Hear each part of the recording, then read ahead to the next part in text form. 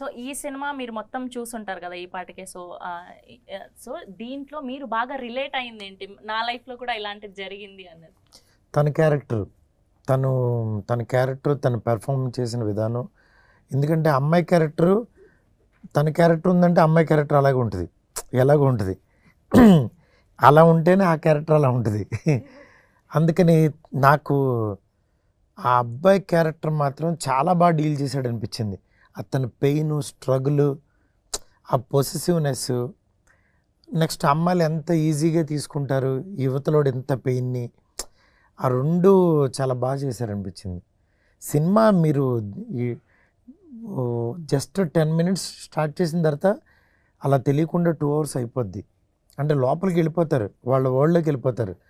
లాస్ట్కి ఇంకా ఉంటే బాగుండు, ఏదో జరగాలి అనే ఫీలింగ్లో బయటకు వస్తారు. అండ్ టీజర్ చూస్తే చాలా ప్రామిసింగ్ గా ఉంది. అండ్ స్పెషల్లీ అమ్మాయిలు అయితే చాలా మంది రిలేట్ అవుతారు. ఒక కపుల్లో బేసిక్గా ఏమవుతుంది అంటే రిలేషన్షిప్లో అబ్బాయికి ఇంకొక అబ్బాయితో మాట్లాడడం ఇష్టం ఉండదు, కానీ ఈ అమ్మాయి అంటే నమ్ముతుంది. బేసికల్లీ ఈ సినిమా అయితే, వేరే లవ్ స్టోరీస్ గురించి నాకు తెలియదు, కానీ ఈ సినిమా అయితే ఈ లాస్ట్కి వచ్చిన తర్వాత నాకు అంటే వీళ్ళ లైఫ్ ఇంకెంత చూడాలనిపించిందంటే, వీళ్ళిద్దరికి మధ్యన పెళ్ళయ్యి పిల్లలు పుట్టి వీళ్ళు ఎలా ఉన్నారో ఆ లైఫ్ అంతా కూడా నేను చూడాలి, ఆ లైఫ్ అంతా కూడా తెలియాలి నాకు. సీజన్ 2 చూసేద్దాం తర్వాత. సీజన్ 2 డెఫినెట్గా రావాలని కోరుకుంటున్నాను. ఎందుకంటే అది అంత స్కోప్ ఉంది దీనికి.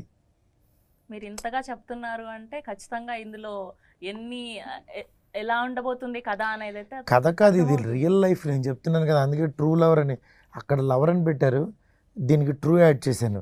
సినిమా చూడంగానే దీనికి కాల్ చేసి కనుక్కుంటే లవర్ అనే టైటిల్ ఆల్రెడీ ఉందంటే, సరే దీనికి ట్రూ లవర్ అని పెడదామని అన్న, అంతే పెట్టేసాం.